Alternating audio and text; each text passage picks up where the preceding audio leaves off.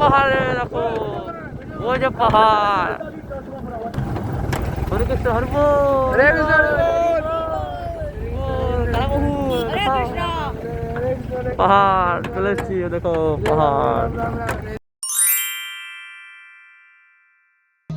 হরে কৃষ্ণ। তো ভাবছেন যে পাহাড়ে কেন যাচ্ছি, তো শুনুন তাহলে। দিনটা ছিল রবিবার, তাই সিল্লা বনমালী আশ্রম পক্ষ থেকে একটি পুলিন ভোজনের আয়োজন করা হয়েছিল।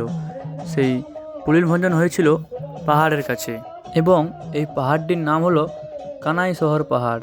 আর বৈদিক পুলিন ভোজন মানে একটা আলাদাই ব্যাপার। ভগবানের প্রসাদ, ভগবানের নাম কীর্তন, ভক্তিমূলক খেলাধুলা সবই এই ভিডিওর মাধ্যমে তুলে ধরবো, তাই ভিডিওটা স্কিপ না করে দেখতে থাকুন।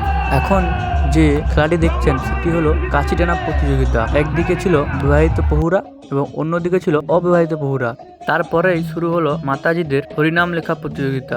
এর নিয়ম ছিল যে হরে কৃষ্ণ মহামন্ত্র 16 নাম 32 অক্ষর সুন্দর এবং ভুল না করে যে ব্যক্তি আগে লিখে জমা দেবে তিনিই হবে প্রথম। তো চলুন এখন একটু ঘুরে আসি রান্নার দিক থেকে, কী কী রান্না হচ্ছে দেখে আসি। তো এখানে এসে দেখতে পেলাম যে পনির টিক্কা হবে।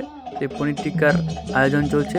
এর পাশে রয়েছে ইঁচড় বিরিয়ানি, সঙ্গে আলু, আর রয়েছে সোয়া চাপ, চাটনি, পরমান্ন, মিষ্টি, পাঁপড়, অনেক কিছু, স্যালাড।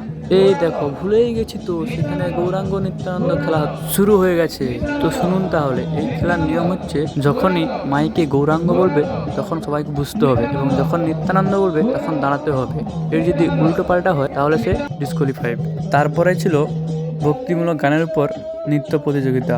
এখন চলছে নৃত্য প্রতিযোগিতা। তারপর ছিল ভারতী।